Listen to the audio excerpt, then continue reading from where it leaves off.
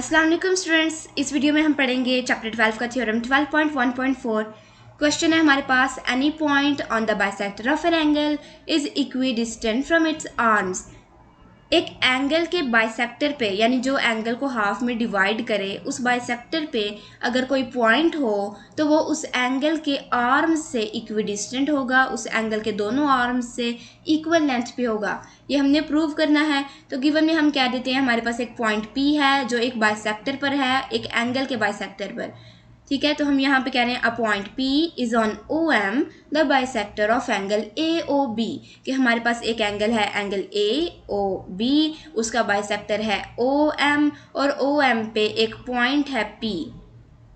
Proof हमने ये करना है कि PQ is congruent to PR, यानी जो बाइसेक्टर पे पॉइंट है वो एंगल के आर्म्स OA और OB एंगल के आर्म्स थे, उस पर हमने कोई पॉइंट ले लिए R और Q, तो वो उनसे इक्वी डिस्टेंट है। ये हमने प्रूव करना है। So PQ is congruent to PR, यानी PQ और PR की लेंथ सेम है।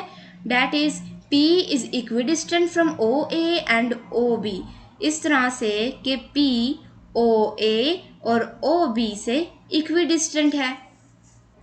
OB के ऊपर जो ये एरो रिप्रेजेंट कर रहा है वो ये रिप्रेजेंट कर रहा है कि इसके पास एक एंड पॉइंट है और दूसरा इसका एंड पॉइंट नहीं है, यानी O इसका एंड पॉइंट है और फिर B पे इसका एंड पॉइंट नहीं है। B तो हमने एक पॉइंट लिया है, इसको हम मेजर नहीं कर सकते।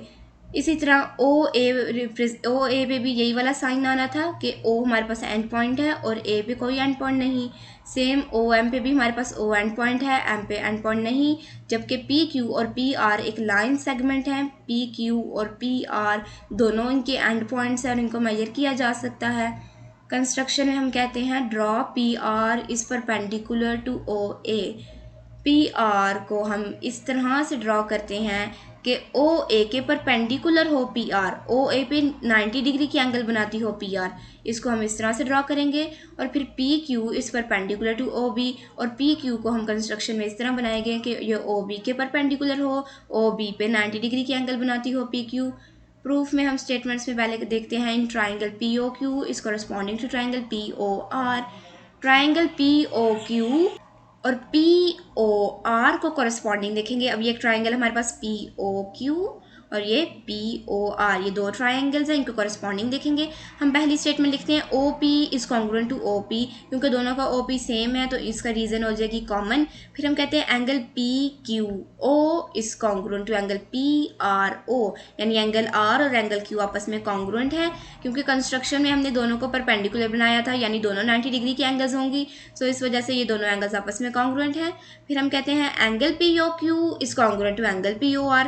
अब एंगल O की बात कर रहे हैं कि angle POQ is congruent to angle POR, वो इसलिए क्योंकि OM बाइसेक्टर है O का, एंगल AOB का O का ये बाइसेक्टर है, यानी O को ये हाफ में डिवाइड कर रहा है। तो फिर POR और POQ दोनों में ये हाफ एंगल आई है, इसलिए POR और POQ आपस में कॉन्ग्रुएंट होंगे। और इसकी रीज़न हम गिवन लिख देंगे, क्योंकि गिवन में हमने बात की थी कि OM बाइसेक्टर है। फिर हम कहते हैं therefore triangle POQ is congruent to triangle POR। दोनों ट्राइंगल्स को हमने कॉरस्पॉन्डिंग प्रूव कर दिया, क्योंकि हमने इसकी एक साइड और दो एंगल्स को कॉन्ग्रुएंट प्रूव कर दिया। Side angle is congruent to side angle, hence side PQ is congruent to side PR। अब हम कहते हैं इस वजह से PR और PQ आपस में कॉन्ग्रुएंट हैं, क्योंकि ये कॉरस्पॉन्डिंग साइड्स हैं कॉन्ग्रुएंट ट्राइंगल्स की। ट्राइंगल्स आपस में कॉन्ग्रुएंट प्रूव होगी तो उनकी जो कॉरस्पॉन्डिंग साइड्स थी PR और PQ, ये भी आपस में कॉन्ग्रुएंट प्रूव हो जाएंगी।